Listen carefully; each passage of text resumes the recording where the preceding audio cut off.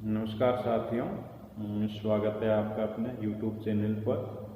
प्रकृति भाव संधि का प्रकरण अपने चल रहा था। उसी को आगे बढ़ाते हुए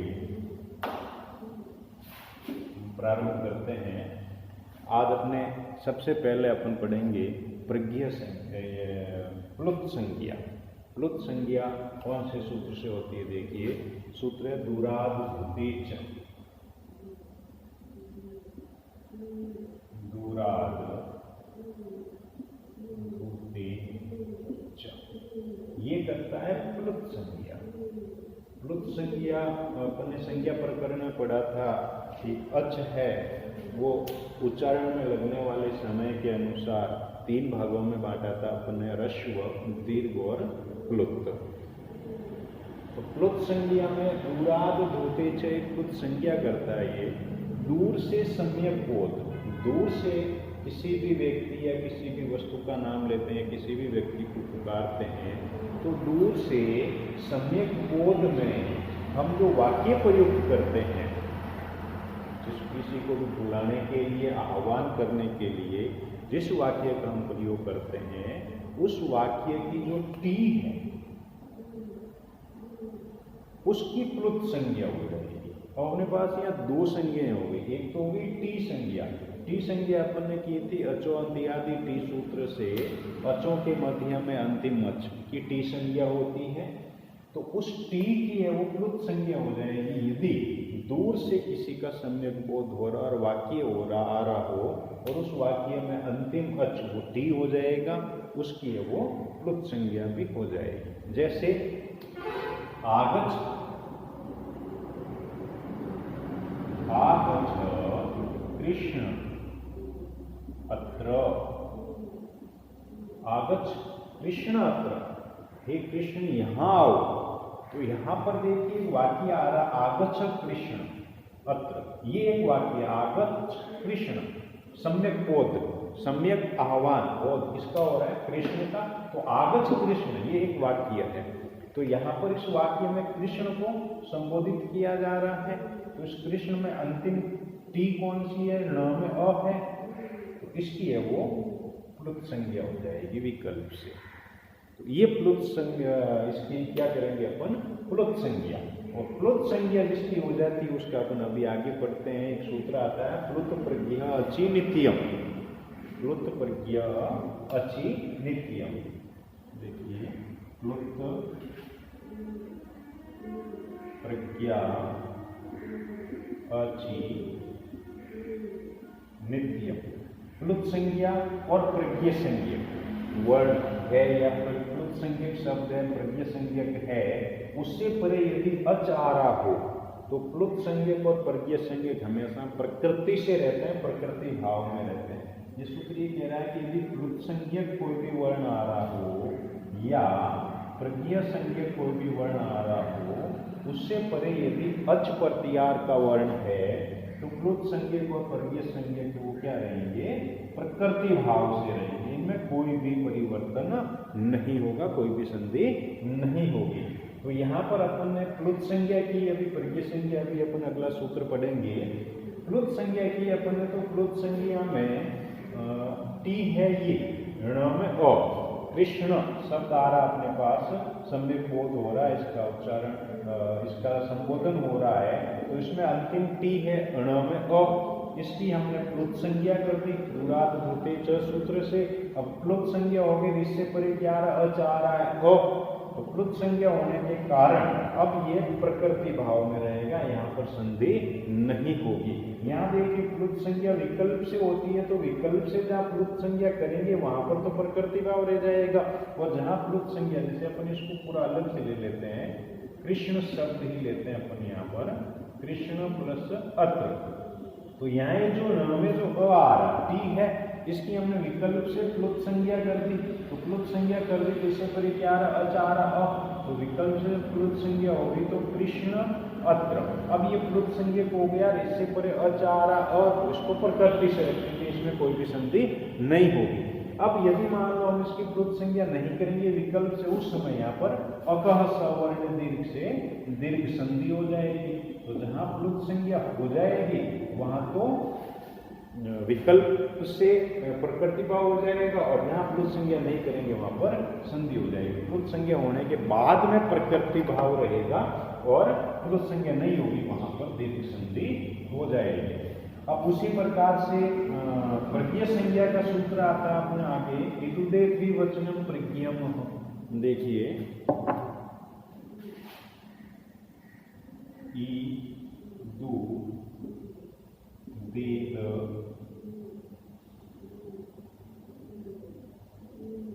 द्विवचनम प्रज्ञम। ईदंत उदंत एदंत द्विवचन, ईदंत उदंत एदंत द्विवचन, यानी जिनके अंत में दीर्घ ई हो या दीर्घ ऊ हो या ए हो और द्विवचन का रूप हो, ई ऊ और ए अंत में हो, द्विवचन का रूप हो, तो उन शब्दों की है वो प्रज्ञ संज्ञा हो जाएगी। उनकी क्या हो जाएगी? प्रज्ञ संज्ञा। जैसे ई में अपन लेते हैं, जैसे हरि, हरि, हरि, हरय। हरि शब्द प्रथमा विभक्ति एक वचन का रूप हमने यहाँ लिखा है, तो इसमें देखिए हरि, हरि, हरय। उसी प्रकार से यदि अपन ले में विष्णु, विष्णु, विष्णु, विष्णवः, उसी प्रकार से गंगा, गंगे, गंगा। अब देखिए यहां पर ये कह रहा है ई, ओ और ए अंत में होना चाहिए, द्विवचन का रूप होना चाहिए। हरि शब्द रूप प्रथमा विभक्ति एक वचन, द्विवचन और बहुवचन। तो यहां देखिए हरि द्विवचन का रूप है, अंत में क्या आ रहा है? दीर्घ ई आ रहा है, तो इसकी प्रज्ञ संज्ञा हो जाएगी। उसी प्रकार से विष्णु अंत में क्या आ रहा है? दीर्घ ओ आ रहा है, द्विवचन का रूप है, तो इसकी क्या संज्ञा हो जाएगी? प्रज्ञ संज्ञा। उसी प्रकार से गंगे अंत में क्या आ रहा है? ए आ रहा है, द्विवचन का रूप है, तो इसकी भी कौन सी संज्ञा हो जाएगी? प्रज्ञ संज्ञा। तो जहां प्रज्ञ संज्ञा हो जाएगी तभी अपन ने सूत्र पढ़ा आपने कि प्लुत प्रज्ञ अचिनित्यम, प्लुत संज्ञक हो या प्रज्ञ संज्ञक हो, उससे परे अच आएगा तो प्रकृति रह जाए, प्रकृति भाव में रहेगा। तो अपन इसका उदाहरण करते हैं। देखिए उदाहरण है हरि प्लस एतव, हरि प्लस एतव। तो यहां देखिए हरि द्विवचन का रूप है, हरि शब्द रूप, अंत में क्या आ रहा है? दीर्घ ई आ रहा है, तो दीर्घ ई आने के कारण इसकी कौन सी संज्ञा हो जाएगी? प्रज्ञ संज्ञा। इदु द्विवचनम प्रज्ञम, इदु वेद द्विवचनम प्रज्ञम से इसकी प्रज्ञ संज्ञा हो जाएगी, और प्रज्ञ संज्ञा होने के बाद में प्लुत प्रज्ञा अचिनित्यम सूत्र से इसको प्रकृति भाव हो जाएगा। प्लुत प्रज्ञा अचि नित्यम से इसको प्रकृति भाव, तो ज्यों का त्यों रूप रह जाएगा, हरि एतव। इनमें कोई भी परिवर्तन नहीं होगा।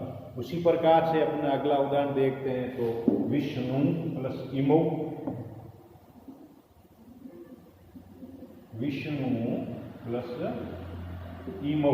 तो यहां भी देखिए विष्णु द्विवचन का रूप है, अंत में दीर्घ ऊ आ रहा है, तो उसकी भी इदुते द्विवचनम प्रज्ञम से प्रज्ञ संज्ञा हो जाएगी, और उसके बाद में है वो अचारा परे, तो प्लुत प्रज्ञ अचि नित्यम से इसको भी क्या हो जाएगा? प्रकृति भाव हो जाएगा। अब इसी में आगे देखते हैं गंगे, तो गंगे प्लस अमु। देखिए गंगे प्लस अमु, गंगा, गंगे द्विवचन का रूप है, अंत में क्या आ रहा? ए आ रहा, तो उसकी भी इदुते द्विवचन प्रज्ञम से प्रज्ञ संज्ञा हो जाएगी, और प्लुत प्रज्ञा अचि नित्यम सूत्र है, इसको भी प्रकृति भाव हो जाएगा। तो ये एक तो प्रज्ञ संज्ञा का, प्रज्ञ संज्ञा को अपन अभी और आगे बढ़ाते हैं। अगला सूत्र आता है अपना प्रज्ञ संज्ञा का अदसोमात। देखिए अदसोमात,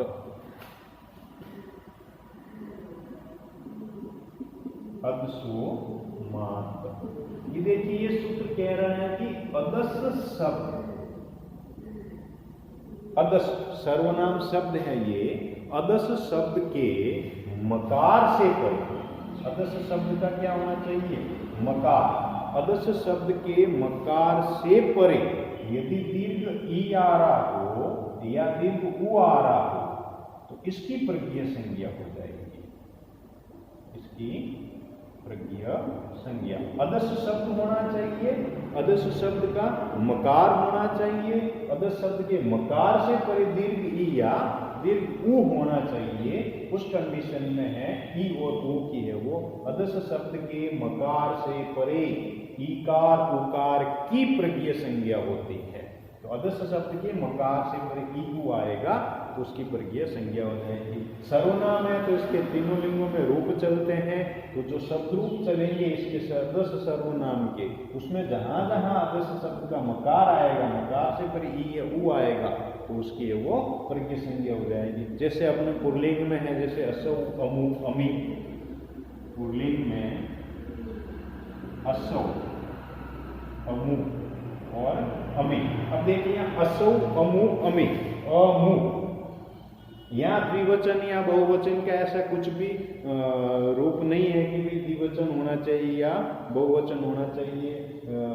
अपने पास अदस शब्द रूप होना चाहिए, अदस शब्द रूप होने पास है तो पुल्लिंग प्रथमा विभक्ति में असौ अमु अमी इस तरह से रूप चलता है। तो अदस शब्द का रूप आ रहा देखिए अमु, म आ रहा, म से परे क्या आ रहा? उ आ रहा दीर्घ। उसी प्रकार से यहाँ म आ रहा, म से परे क्या आ रहा? दीर्घ ई आ रहा, तो इनकी क्या हो जाएगी? प्रज्ञ संज्ञा हो जाएगी। तो असौ अमु अमी। उसी प्रकार से स्त्रीलिंग में असौ अमु अमूह, असौ अमु अमूह, इसमें एक ही रूप आ रहा है द्विवचन का, तो यहाँ पर म से परे दीर्घ उ आ रहा। उसी प्रकार से नपुंसक में अदह अमु अमूनि, अदह नपुंसक में अदह अमु अमुनि। तो यहाँ भी ये देखिए एक ही रूप आ रहा है द्विवचन जो आ रहा है वो अदर शब्द का मकार, मकार से परे दीर्घ उ आ रहा है तो इसकी भी क्या हो जाएगी? प्रज्ञ संज्ञा हो जाएगी। देखिए अपन इसका उदाहरण करते हैं। जैसे अमी प्लस ईशा, देखिए अमी प्लस ईशा, तो यहाँ देखिए अमी पुल्लिंग प्रथमा विभक्ति बहुवचन का रूप है अदस शब्द का, अदस शब्द का म आ रहा है, म से परे दीर्घ ई आ रहा है तो दीर्घ ई आने के कारण अच्चोमात से इसकी क्या हो जाएगी? प्रज्ञ संज्ञा हो जाएगी। फिर प्लुत प्रज्ञ अची नित्यम, अच परे आ रहा है, प्रज्ञ संज्ञक से परे ई अच आ रहा है, इसको क्या करेंगे अपन? प्रकृति भाव में। तो अच्चोमात से अमित शब्द रूप का जो इकार है इसकी प्रज्ञ संज्ञा हो जाएगी। और प्लुत प्रज्ञा अची नित्यम सूत्र से है वो इसको प्रकृति भाव यानी ज्यों का त्यों रूप ले जाएगा, कोई भी परिवर्तन इसमें नहीं होगा। उसी प्रकार से अमु प्लस आशाति, अमु प्लस आशाति, तो यहाँ भी देखिए अमु स्त्रीलिंग द्विवचन में भी आता है, नपुंसक द्विवचन में भी आता है। तो अदर शब्द का मकार आ रहा है, अदर शब्द के मकार से परे उ आ रहा है और उ की वो प्रज्ञ संज्ञा हो जाएगी। और प्रज्ञ संज्ञा होने के बाद में अदसु मात्र से प्रज्ञ संज्ञा और प्रज्ञ संज्ञा होने के बाद में प्लुत प्रज्ञा अची नित्यम सूत्र से है वो क्या हो जाएगा? उसको प्रकृति भाव यानी कोई भी परिवर्तन इसमें नहीं होगा। उसी प्रकार से प्रज्ञ संज्ञा का ही एक सूत्र और पढ़ते हैं अपन। अगला सूत्र है ओत।